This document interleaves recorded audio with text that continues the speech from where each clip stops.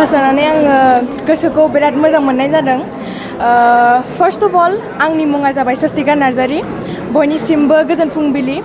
आङो एबारनि CBSE board एग्जामिनेशनावहाय 92.4% जों पास जादों।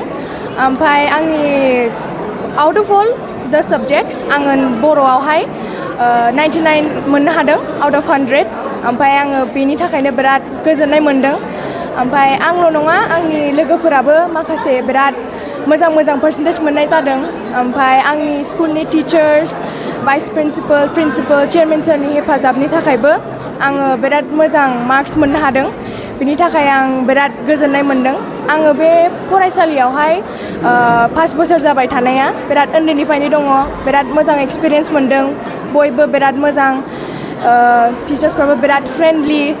बेनो। बे साक्सेसफुलाव बेसेबां फरायनानै नोंथाङा साक्सेसफुल जादों? आङो बे फरायसालियावथ' आङो 5 बोसोर जाबाय जानायालाय।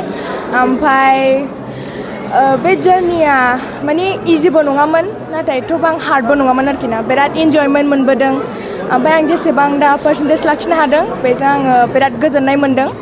ओमफ्राय स्पेसियेलि बर' आयदायावहाय बिराद टारगेट लाखादोंमोन आरोखि ना, बेयाव नांगौ होननानै।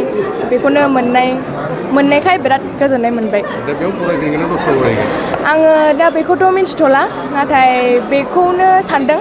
दा फरायबाबो दस्रा स्कुलाव फरायबाबो बेयावबो एखेयानोखा, नाथाय बाव फरायबा एसे गोजोननाय मोनफिनगोन आरोखि ना, मोजांसिन मोनगोन। बर'आव 99 मोनदों। बर'खौ फरायनायाव माबायदि मोनो? जिहेतु इंराजिनि बे स्कुलाव बर'आवहाय आङो सिगांनि स्कुलावथ' मोनबोआखै। ओमफ्राय क्लास 5निफ्रायसो मोनदों।